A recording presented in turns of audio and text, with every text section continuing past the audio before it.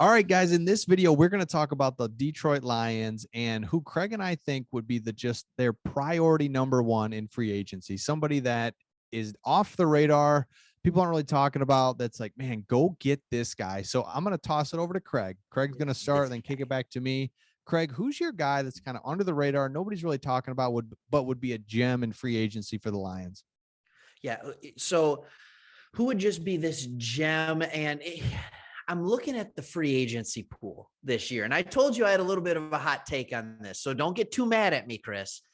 I look at the free agency pool and I see that there's just not a ton of like top tier talent. I think, would you agree with that? Like there's not just a massive amount of good to great free agent signings. Absolutely.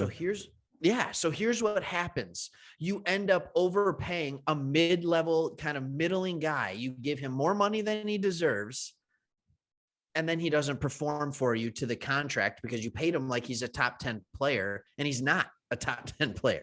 Right. So are you ready for my one free agent that the Lions must go get? Yes. Nobody. So nobody.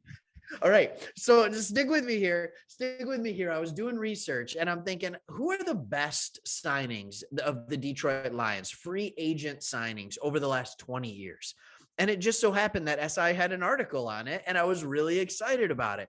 Glover Quinn sits at 7. Yep. Running back James Jimmy Stewart at number 6. And when I saw he was number 6, I was like, oh, I got this argument all day. Number 5 is Stephen Tulloch. Right? Do you see what all these people have in common? They're okay players. Mm-hmm. They're okay players. Wide receiver Marvin Jones is 4. Number 3 is the best player, in my opinion. Cornerback Dre Bly. Mm. Do you know who number 2 is? No. Matt Prater. Mm. They put Prater at 2, Prater Tots, and then Golden Tate at number 1. And Golden Tate was a good free agent signing. Yeah, that was he went really over 1,000 years, 3 years. But we paid him big time money as well. I mean, he was in the 10 to 15 million range, and that was, 6-7 years ago. So I think when I look at this and you're telling me who is that one player we need to go out, doesn't matter how much we spend. I don't see anyone with our cap situation that makes me say everybody, because I don't think you can, with the cap money we have this year, I don't think we get anybody that takes us to that next level. So we may as well continue to build through the draft, continue to not overspend money now so that we have more money next year. So I think it's a similar plan. Now, With that being said, if I had to give you a name, it would be Marcus Williams, safety from the New Orleans Saints. Yeah, because there you go. I gave you a name. I just don't want to spend $13 million on the guy. That's all. And I do think, and I don't think we're not there yet. It doesn't fit with our timing, but no. I do think free agency it's this necessary evil where at the end of the day, you do need bodies. We only need bodies. Get 6 draft picks or 7, or, we got more this year, but yeah, I think you need bodies, but to your point, let's not go after that top tier in free agency. That almost doesn't exist. No. That's not even a real thing. It's like, yes, there's a top tier of free agents, but free agencies, it just says you think you're worth more than you are. The other team's letting you walk. You're injury prone.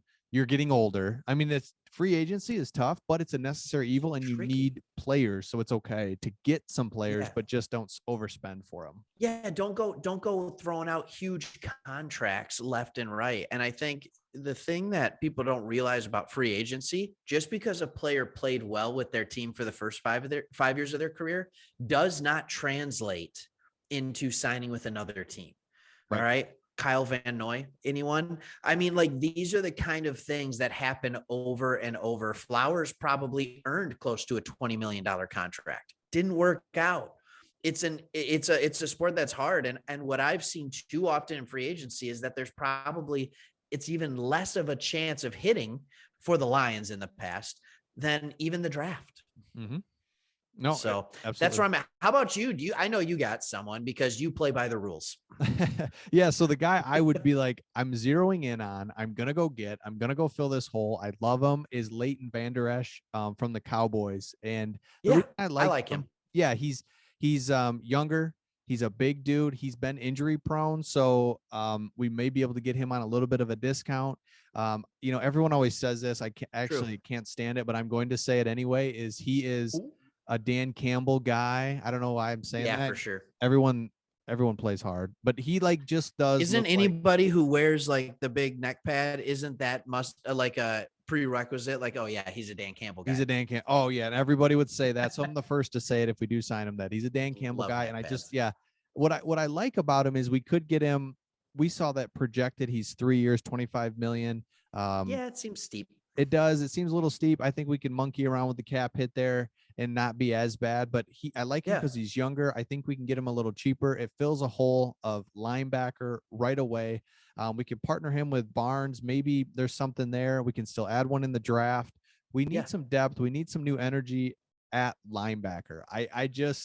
It's a good call. Yeah, it It's a wasn't that hard position to learn. It's a it is. hard position to learn. So if you can bring someone in that Yes. can teach the younger guys while still being young enough to play the game at a high level himself, like that's a good call, especially if we're planning on drafting a linebacker or two. Like that could be Well, we saw it. solid. We saw it with Barnes. I mean, the guy could not get on the field the first half Yeah. of the year, and that was like, boy, that was a little concerning. But I think you're right. It's a hard position to learn, and it would just be nice. Like that was a glaring need on the defense this past year, where it's like, man, we didn't make plays like we should have from the linebacker position. It was, hey, kind of held their water, but didn't really. Yeah. No, wait, held their water. Does that mean that means you don't like jump off sides? They kind of held what they needed to do, but it's like, Status quo. we need some status quo. We need some playmakers.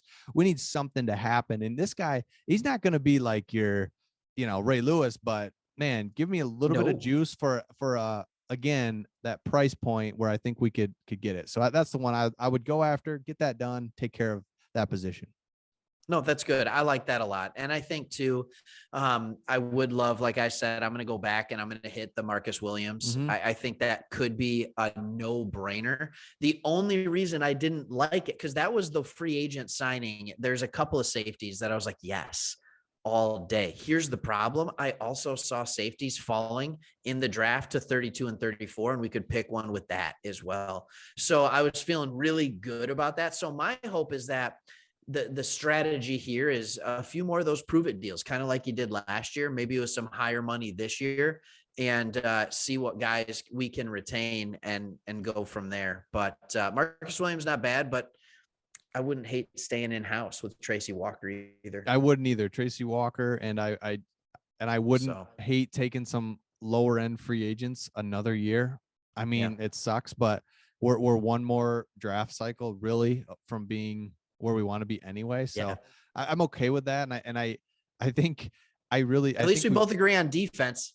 Yeah. And I do think Brad Holmes really is being patient, because I do think the Ford family for the first time really understands what we're doing here. It's like, yeah, we gotta, let's do it right and stop, trying to put this together. So I don't know. We'll see what they do. Screwing around. Mm-hmm.